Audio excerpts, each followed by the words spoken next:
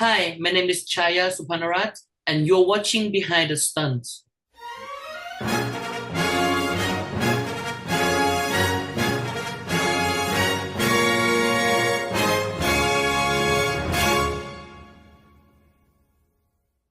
Hello, and welcome to this week's look at action and stunts on film and television. That was Chaya Supannarat, as she very clearly stated at the top of all of this, and she is my subject for this particular week, the director of a brand new film called Gladiator Underground, which appears across the globe on October the 17th. On a whole heap of streaming channels. You'll be able to get a chance to see it. I was lucky enough to see it about 3 weeks ago, and we managed to catch up and have a bit of a chat with Chaya. She is going to come back, and we're going to talk about more in-depth details about the movie. I wanted to find out in this initial conversation about her background, her understanding of film, her love of film, why she's chosen the direction that she's gone in. If you are not familiar with the idea of the movie, here is the trailer, and after that we will start the interview. Here we go.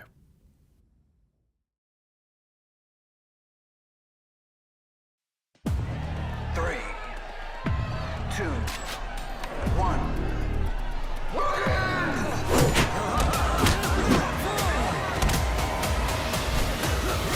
Greetings, ladies and gentlemen. The all-powerful Mantis welcomes you to the Naraka tournament. Mantis's tournament has swallowed the city whole.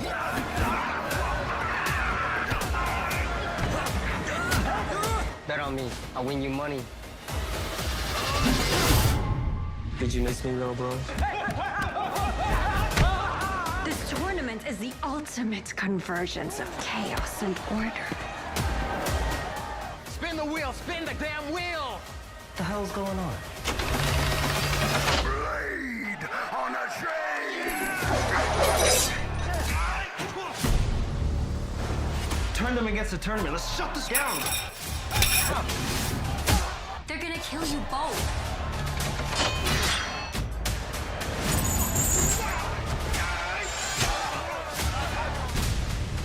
I'll turn this whole city against you if I have to. They're not here to watch you fight. They're here to watch you die. This fight will be to the death!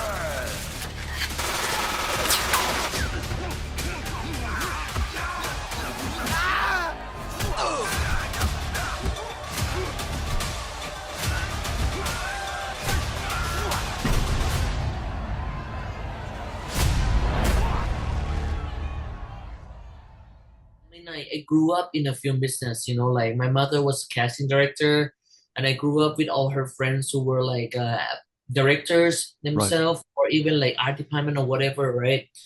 But a long time ago, any movie, or even the same as what I did, can come out with a big bang, like with a bigger budget and everything, and they just keep like flooding the market. It seems like back then movies can be done and released easier.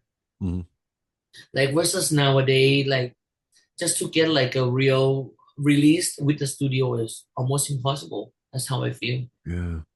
Yeah. Yes, it must be really, really frustrating as well, because you've seen what's gone before.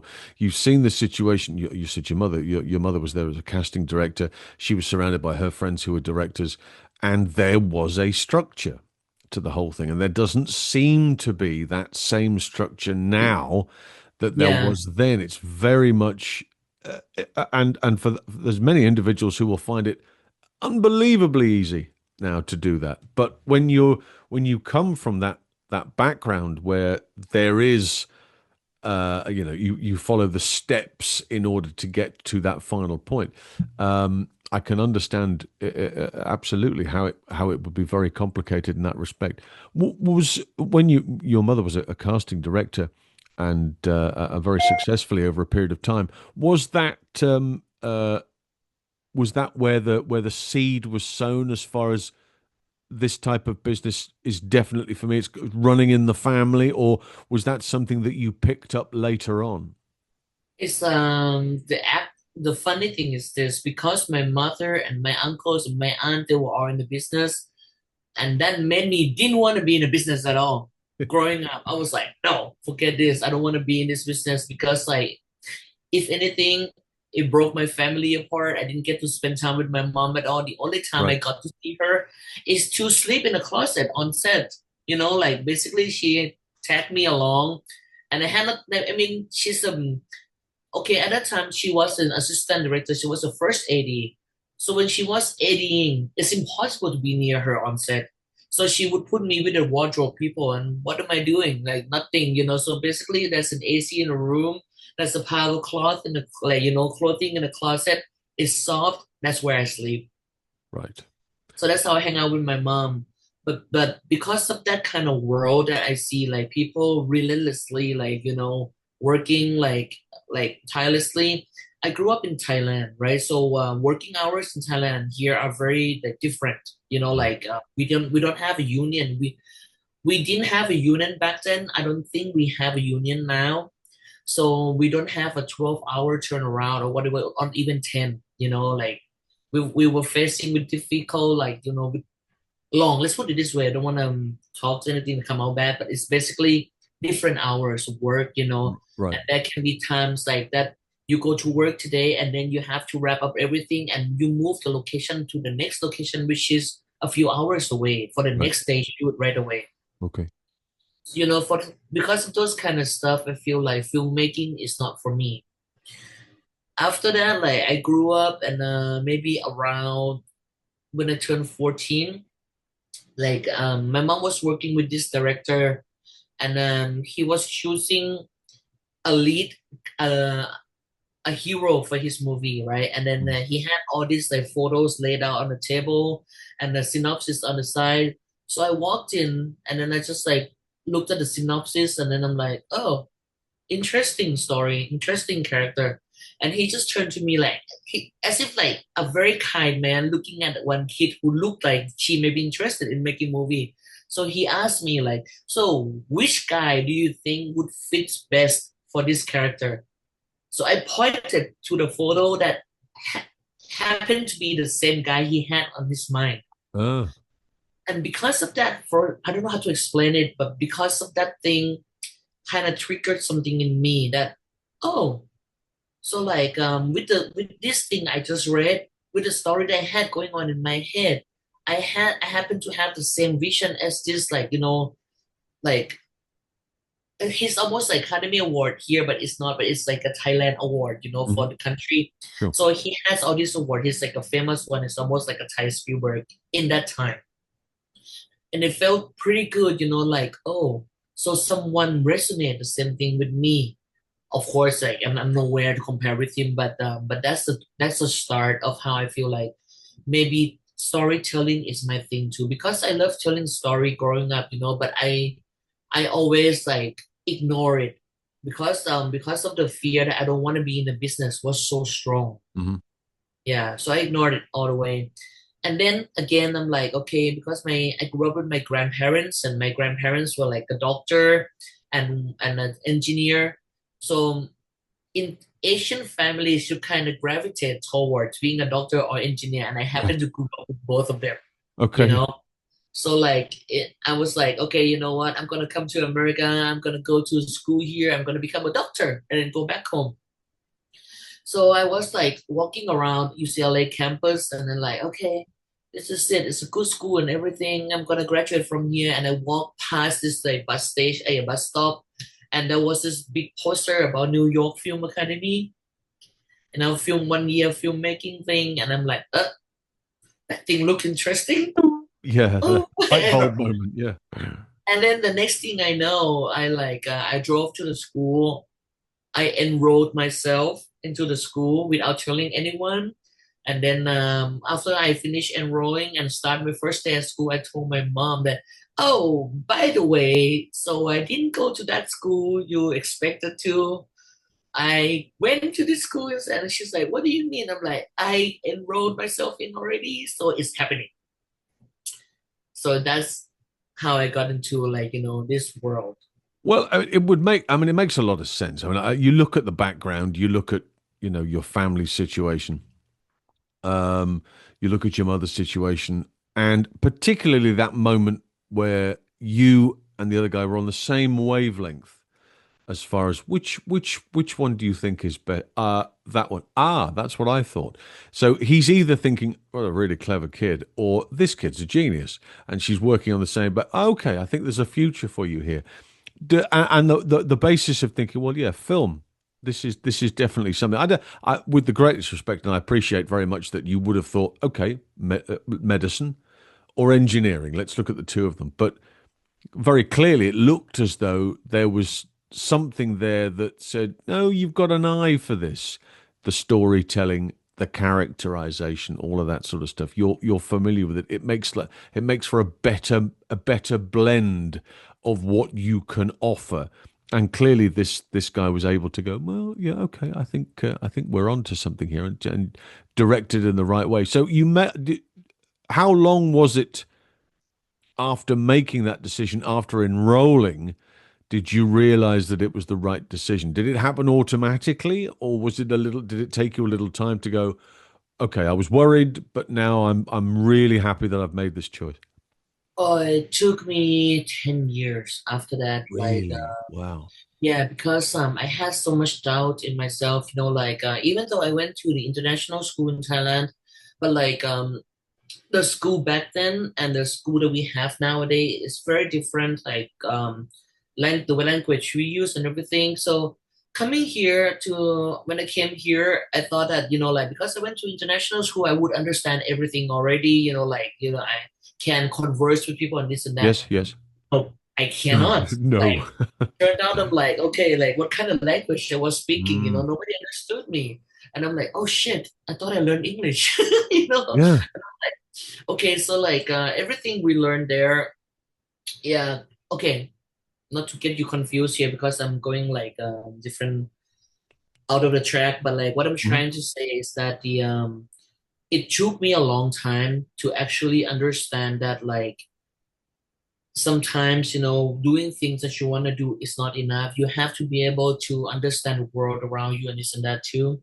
So after that 1 year of filmmaking at New York Film Academy, I went to work on set, right? So I went back to Thailand and then got myself on this American film called the Elephant White Mhm. with the Jaimon Honsu and that's when like I find out that like the 1 year of filmmaking was not enough, you know, and like but the gland that I had with it was this because like not so many people did short film back then. We're talking Mhm. about like 20 years ago now. Yeah. Like not so many people did short film back then, and not so many people from my country came here, studied the craft, made a short film that went to festival and then went back home. Not many of us did that, right? Right. So when I went back home, I got an offer right away. I was around 23 at the time, 23 to 24, and I got an offer from a big studio in Thailand to do a movie right away.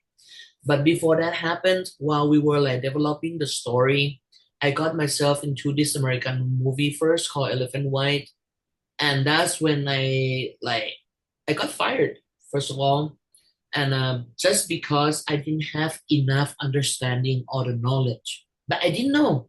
Coming out of film school, you thought you know everything, because you get to have hands-on on all like films, 8 millimeter, 1635 in the real world, we're not using those kind of camera at the Uh-huh. time. And then like you thought that you know and understand all the set etiquette and everything. I did not because in the reality you only learn with a small group of like Yeah. It's students, it's which is very like rarely taught, is it? That's right. Yeah. yeah, it's 6 of us in the Mm. class at the time. Mm. So by like to translate the knowledge from 6 people working with each other to 100 people on set, Yeah. it's two different world. I did not know that. So like from a cocky young girl believing that she knows everything, after 1 year of filmmaking, got fired from a real big set. And that's when like everything hits me one more time. Like, wait a minute. how did things go wrong. Yeah. And because of that experience, I did not pursue the movie I was offered to do. That's very interesting. Because there is part of me that says, and this has happened in other situations as well. You look at other individuals in similar positions. You getting fired from the first picture set that you were on Yeah. could actually have been the very best thing that could ever have happened to you, because if you'd sailed on through and nobody had said a word, would you have been able to understand that in future? Would you have been able to have made that transition in future? I wonder if it was a very beneficial moment that somebody would, wait a second, get out of here, and let you rethink about the whole thing for a moment. Actually, I've been thinking about this a lot lately. Mm. Like, not lately, I mean, like in the past 10 years, it's causing on and off. I'm actually grateful that they fired me. Yeah. Yeah, because like I needed it. And many times before I become a director, I was a producer as well, Mm. So like anything that I've experienced until today, I'm grateful for that day that I got fired from that big set. Yeah. Because it reset my whole mentality, it reset everything. Like no longer cocky, that's for sure. Like really like take like maybe million step back and see like what did I do wrong. At first it was difficult, like it's so hard for you to understand what you did wrong because you couldn't see it. Mm. And what helped me understand is that, you know what, I'm gonna go back to LA. I'm gonna enroll myself in a real like 4 year college, to see the difference. Okay. And that's what I did. I went to CSUN, right? And I graduated a bachelor degree from a TV production. And then I went to work at Big Brother, the TV show Big Brother. I worked for like I'm not sure. I think I worked on 4 seasons Four total. seasons. Like Okay. yeah, 2 regular, one, and then 2 celebrities. Big Brother. And because of all those experience, though, going back to school and working on set in a real TV production helped me understand communication, how important the communication Yeah. is, and that is what I was lacking of. Right. So thank God, like I got fired, and thank God that put me back. Like I need to go back to like the real school to see what's up, right? So that's a good thing, and that it's not just that. It's how you. I believe everybody like have ego in them at some level. I don't know how much I had back then. To be honest, I don't remember Mm. how I was anymore, but I know I wasn't the kind of person that I want to be around, maybe.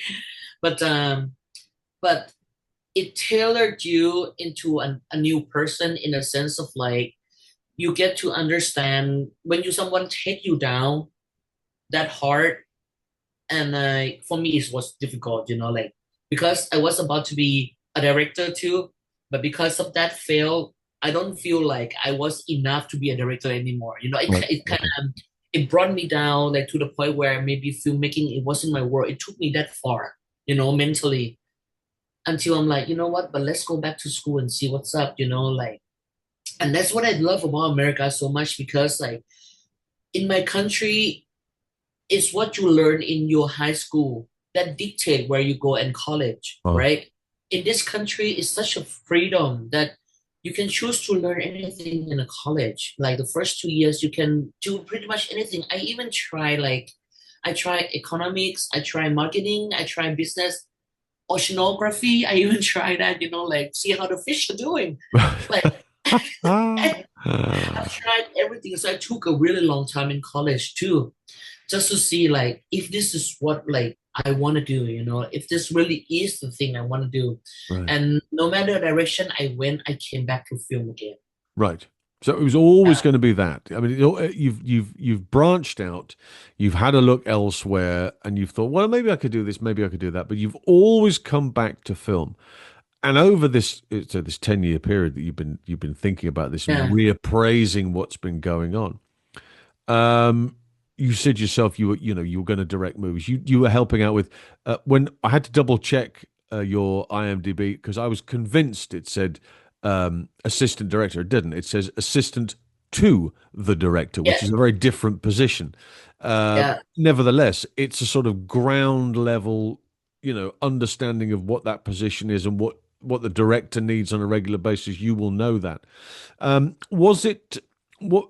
And it's always been directing. I mean, you produced, but it's always been directing. Has been that thing that you've been driving towards. Why? What is it? What did you learn from spending time with these directors to go? Mm, That's the position that I need here. That's what I need in order for me to keep going forward.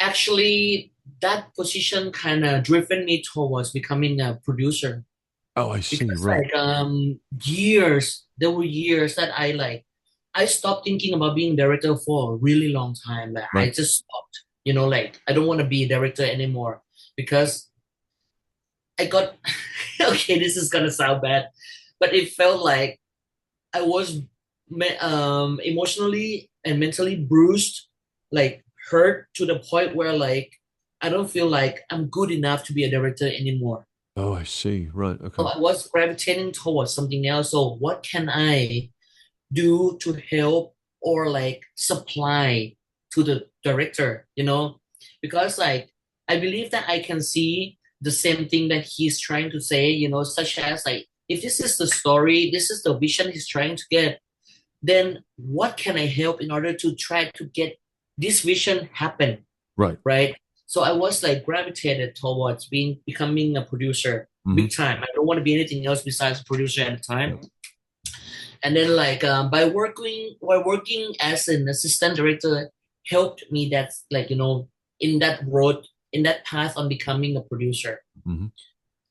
And after working as like assistant director for 3 movies, I got fired on the first one, and I didn't get fired on the second, on the other two. And then like I became a coordinator, the production coordinator after Right. that.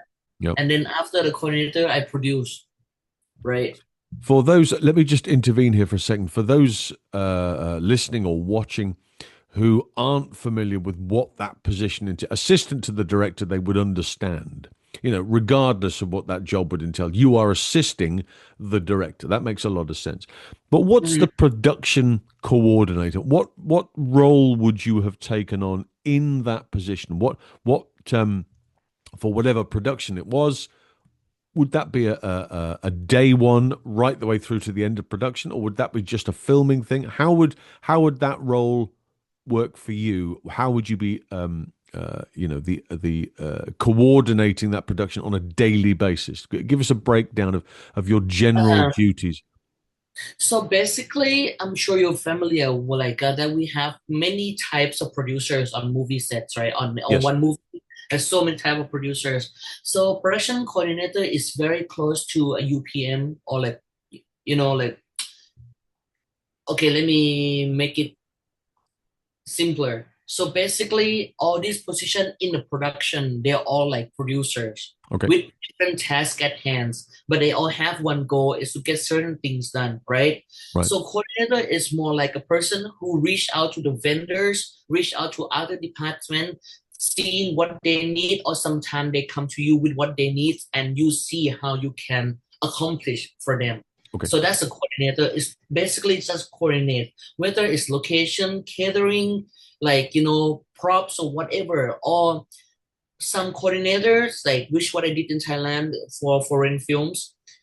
Some coordinator who came from this, like from the country, who go to another country would coordinate mainly for the directors and for the actors. Right.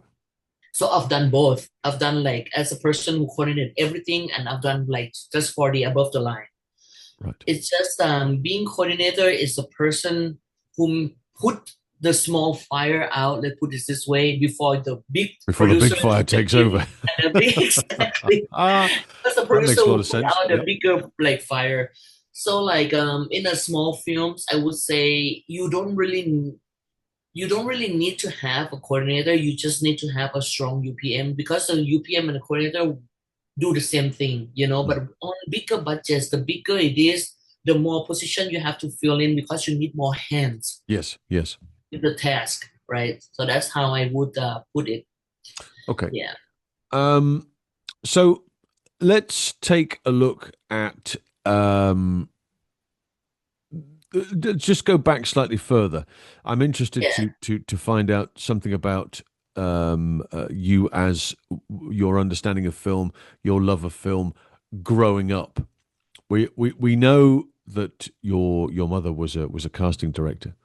Did you were there movies that absolutely changed you? It's No, no. called A Moment of Romance, but it was like a Hong Kong film by Andy Lau, and it's about like a gangster who fall in love with a woman that he cannot have, but in the end, like he fought for her. He go and pick her up in front of her house, ran away together on his motorbike, but in the end, he gets shot like on the way to the ferry Okay. to run away from the town. Right? He gets shot. He had to fight them, and then he gets shot in the head and die in front of the woman he loves. Oh, So right. yeah, so he never get to spend a life with her. That story triggered me so much. Like when I was a kid, I think I was 5 year old or something. Back then in Thailand, anything that came to the country, it didn't come the same time it came out. Ah, It came okay. later on and it's already dubbed, you know. Oh, So it when was I got dubbed into Thai. it dubbed in Thai, so Ah, everything I saw growing up was in Thai. right. And Okay. I had no idea that people were speaking in different language. Just like I thought, Uh, like, oh, we all look different. We speak the same language, you know. yeah. Well, Let me. that's how. Funnily enough, that's how a great many of us got to really enjoy the work of Bruce Lee and of Jackie Chan and Yum Bu and Yeah. Sammo, because those pictures were dubbed into English, so we got to see them. And they were shown quite regularly on mainstream television, terrestrial television over here, Hmm. but they were dubbed, and we got to kind of understand them. And then I saw Enter the Dragon last year in its original. So there were sequences there which I never got to see before. There were sequences, there were lines and that I'd never heard before, and it made a huge difference because all of a Yeah. sudden you're not hearing it the way that you have heard it before. You're hearing it the way that it was intended the first time round. A Moment of Romance. Wow, they really were chucking movies out left, right, and centre. I can't. How many movies did he make in 1990? Good grief! Oh, Uh, so one, two, many. three, four, five, six, seven, 8, 9, 10, 11, 12 movies in 1990 have Andy Lau all over them. And did you say there was more than one? There was that Oh movie. yeah, Was there there's more. another picture that did a similar thing to you? Yeah, because okay, so let's talk about action a little bit. Yeah, yeah, So like back in the day, in my time, so I don't know if you're familiar with this, but like there were film from China and Hong Kong at the time with all these like period pieces where a guy would wear like a long dress, and they can all like holding swords, yeah, yeah. flying in the air from tree to trees, Oh, yes. fighting, spinning, like everything. Those are my thing too. So I grew up pretending to be one of those guys with my friends in the Right. village, like holding like plastic swords, trying to fly around, do all the action pieces. So that's my base from action. Well, again, we've got a sort of base level thing here because when I was growing up, we had a couple of TV shows Yeah. which were from China or Thailand. Around that time, we had Monkey, of course, which was huge Uh, here in Europe and the UK, and the Water Margin, which was that sort of period thing that you're referring to. Everybody mm, in sort of costumes, which was absolutely a Friday evening as a boy of 12, I would be glued to the television because you get a double bill of Monkey followed by the Water Margin. And it was sensational stuff. And it kind of puts you in a real good place for what was happening later down the line. uh, Um, and the action, of course, um, uh, if we compare it, the action that you were looking at there as a child growing up compared to the action that you are directing now. I mean, there's a yeah, very, very big difference to what was going on. You're trying to be, and technology has almost come along and put the arm up the back of the person trying to make the picture, because we're going, look, I want to make it as realistic as possible. Yeah, but you don't have to anymore, because look, we can do this. We can do all this stuff, Yeah. technologies, CGI, and various other bits and pieces, and new exciting stuff.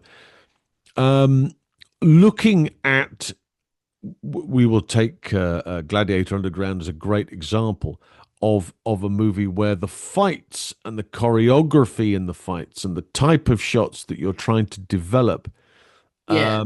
If you go back to those period pieces and those TV shows and movies that you were referring to earlier, that kind of triggered you in this direction. Was there a way that you were trying to give it some of that, and then utilize the fights and the technology that you've got now to create that old school type of feel?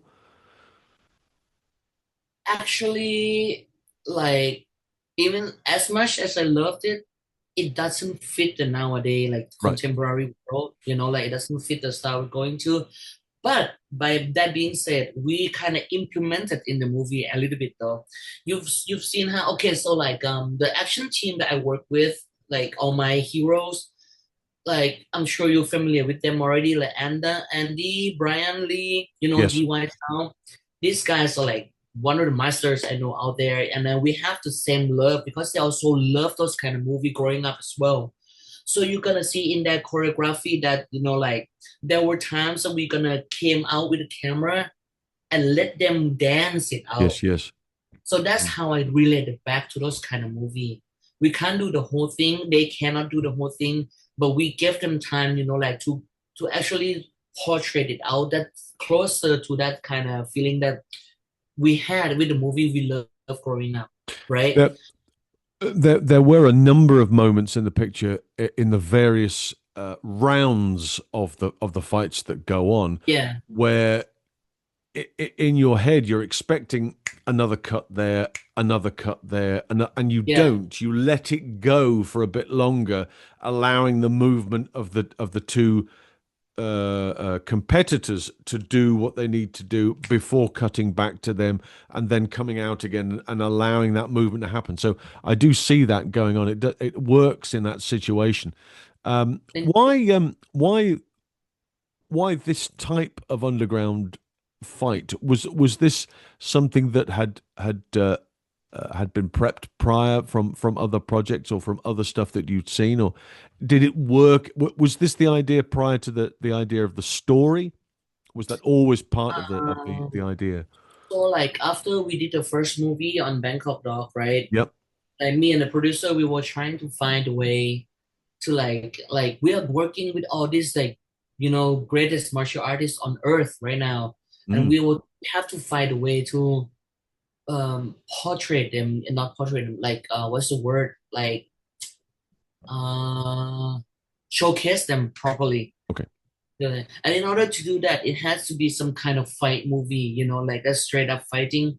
So I came up with the idea like, hey, what about this? What if we were doing like, an underground competition of the MMA world, and then maybe the character can come in. He lost his memory, and the only way for him to fight who he is, because like, okay, the original idea was that I have this guy, like DY's character, coming into the town, and then like, but he doesn't remember anything about himself. He's basically like a baker, and then he was like going like like roaming the street, hungry, doesn't understand why all his body is all bruised up, and then like whoever he goes near, they like feel like, oh, don't come near me, like treat him like like a dirty beggar. Yeah. But all he needed to know was basically like where is this place? Like who am I? Like, oh, your food looks good. I'm hungry. Like just normal, like simple stuff. And then like this like old man sees him, and then oh, help him. Like reaches out his hand to help, and then find out that this guy have skills. Like, Yeah. and in order to find where he is, and at the same time the old man also losing his legacy in martial art world, Right. so they kind of like a perfect pair to fight each other. And then like in order for the old man to bring the legacy back, and in order for the guy to fight who he is, so they team up together and then enter the competition, Mm. to if anybody else knows him. Yeah. So that's the start of everything. So when I came up with that idea, I was talking to DY about it and he loved it. And then we pitched it to our producer, Ariel. And then Ariel's like, oh, I like it. He went back home and he came back with, with this Gladiator Underground idea. Yeah. I think it's interesting. There's I'm not going to give anything away here, but Yeah. there is a character in the picture who is unbelievably competent in his position, Hmm. but does like a little drink, right? And that's the kind of Achilles heel that is pushed in his direction, and everybody else on the basis of that is going, "God, look at the state of this guy. Really? I mean, look, he's just even his own brother, says, Yeah. look at you. What are you doing? Why are you doing this? And yet they between them get to the situation where there is ultimately a kind of goal and a bond between the two of them. The story I think is interesting because it is it's that it's the rags to riches story of I'm good enough to be involved in this. I Yeah. want to be involved in this tournament, and look at who else is in this. Well, we've fought him before, and we know what this guy's capable of, etc. We can get to this point, but it's those other little characters that arrive, the management of this, the organizer of the whole event. You've developed an ensemble cast Yeah. based on your previous work. Was that always the intention, where you can go, look, you guys, there'll always be a something here. We'll work it in, and we'll do this, and you can play this character in this, and yet we'll find a little role for you in this. Was that always the case, or were you immediately looking elsewhere, or did you think, no, I'm happy with the group of individuals that I've got? Oh, we already know we're gonna work with them. Like Yeah, the characters were written based on knowing them, like knowing that we're gonna work with them. We right. want them in the movie. Yeah, so that's how it starts. So like after we develop their characters and then Ariel developed the rest to fit into the world for Uh-huh. them. So we were trying like, our best to showcase um the strength of each character the way they are naturally. That's what we were trying to do. Yeah, Okay. we glided underground. Yeah. And from that, it just like spiraled into like its own world. Well, Yeah. the possibilities are endless. I tell you what, I did see in that was a game, because it kind of had that sort of feel to Yeah. it about, It does. It well, if does. you win this level, then you get an Mhm. opportunity to add extra bits and pieces here. And if you're struggling or whatever it is, well, you push the button and the wheel goes round. And what do you get in order to get you through to this? All of that sort of stuff. I thought, well, that's kind of gaming. I can see that on a gaming level. And I wonder if there is the possibility further down the line of, this sort of Gladiator Underground type presentation into the games world, because that's huge right now. There are people enjoying this type of stuff for the very first time from a gaming point of view. Yeah, I mean, like, personally, I don't know about my producer yet. We Hmm. haven't talked about it, but from the get-go, we already know this one gonna come off looking like game. Yeah, yeah. It's a plan. It's already planned for, and then we also thinking about the possibility that we're gonna make it a bigger world as well. And it's gonna be in the same style because gaming is huge right now. Yeah. I'm a gamer as well. I play games. I love like I'm about to buy Silent Hill F. It just came out today. So like Yeah. I play all kind of games, but this is another way to go with it, because like with the actual movie and with the gaming perspective of it, it's more interesting. People can feel more involved when they Yes. watch the movie and they can get to play the characters as well. So finger crossed, hopefully like down the line we get to develop it as a game. Well, that's it. I mean, it's worlds colliding, isn't it? I mean, in the mainstream world of I don't know, James Bond, let's say, GoldenEye, which came out Yeah, in 1995, is having its 30th anniversary this year. And a huge proportion of the amount of people who really enjoy that movie enjoy it because they had the Nintendo 64 game of yeah, I GoldenEye know. at the time. That was the thing that got them involved in Bond. And now, further down the line, they are parents themselves. but they still love the whole thing, and they love it because of this. And I wonder if this is where this is going. So it certainly has legs as far as that's concerned. Is there Yeah. talk? And obviously, you from a director's point of view, that's one point. But from a producer's point of view, further down the line, is there talk of working on this further down the line and saying, well, we've got to here. The possibilities are endless. We could broaden this project out into another movie, another location, another tournament, as you said yourself. Are the possibilities endless for the Gladiator Underground project? Yeah, so do you know how my lead actor, DY Sao, Yep. he's also a producer on the project, Yes. right? So he and I we already working on the TV show. Ah. Let me rephrase that. He and I we are working on an idea for the TV show to make the world bigger. Like it's still gonna be the same style as like Gladiator Underground, but we let's put it this way: it's like Game of Thrones kind of world, that kind of big.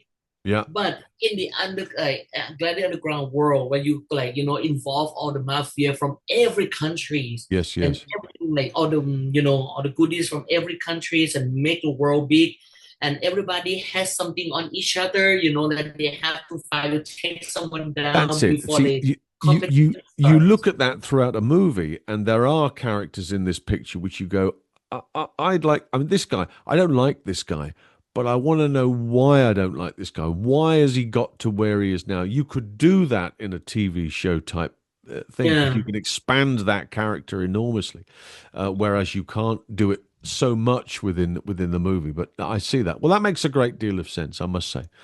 Um, well, that's good to know. And I must say, from a fight arranger's perspective, they've put a huge amount of work in there. The one thing that maybe it's from a census perspective, it's very graphic. There's no doubt about that. The fights themselves are very well done. But the payoffs, when you get the payoff line, you go, oh, and you have that moment where you have to hold your head going, wow, I wasn't expecting that. That happens a lot. Was that always the case, or did you see that going in a sort of PG-13 direction before you went, nah, just let's go this way with it? We were gonna go darker than that, to be Were you honest, ready? Wow. but we Okay. were like, maybe one step at a time, because like Yeah. that's what I love about these guys. It's like they are always up for anything like out there, Yeah. outrageous, anything that crazy that like that we don't do ordinary, like, and they're up for it. And I know exactly which scene you were referring to. Yes. I'm gonna keep it hidden for now because Yeah. other No, people. we're not giving anything away. We're just saying Yeah, you see the fights in this picture, and then something happens, and you go, oh, well, I didn't expect that going that way, but that's really interesting how it's happened that way. Oh, that's my favorite scene, by the way. yeah. I would Yeah. imagine it's a lot of people's favorite scene. There's a lot of good stuff going on. Oh yeah, Um, we did a premiere. I mean, we did a screening on at the Big Bad Film, right? And then that's the one scene that people made the loudest noise. Universally, right? Well, were these test screenings? Were they? It's like a film festival at Big Bad Okay, Film.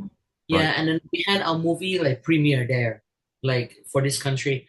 And then I was sitting there among the audience, and I'm like, everybody was just went like, "Oh, what did I just watch?" And I'm like, Yeah. okay, it worked.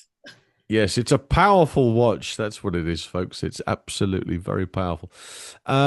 Lovely. Well, I tell you what, I'm sure it'll be a huge success for the So audiences that you've much. got planned.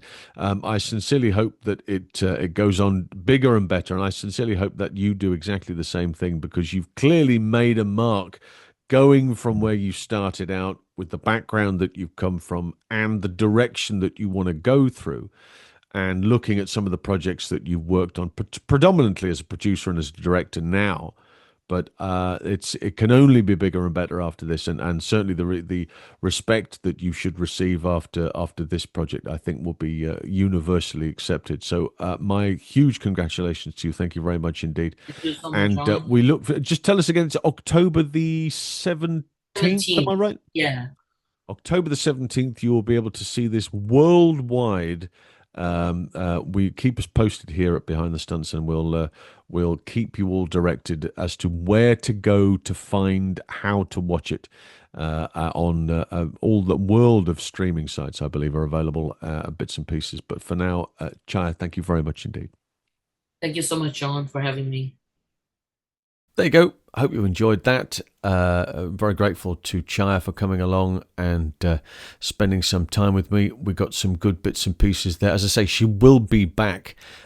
She's going to come back in a few weeks' time once everything has once the pictures come out. But make a note of it, please. October 17th, Gladiator Underground. If this is your type of thing, if you are a fight fan, if you're a cage fight fan, if you are a fan of movies where they push the boundary just a little bit further and they've got a sort of gaming influence to them, then you are going to like this. Let me know what you think when you do get a chance to see it. Pop your comments down below. And as I say, we will be back with more of Chaya when the picture comes out. Next time, we will regroup next week. We'll do it all again with a brand new topic. And until then, it's bye for now.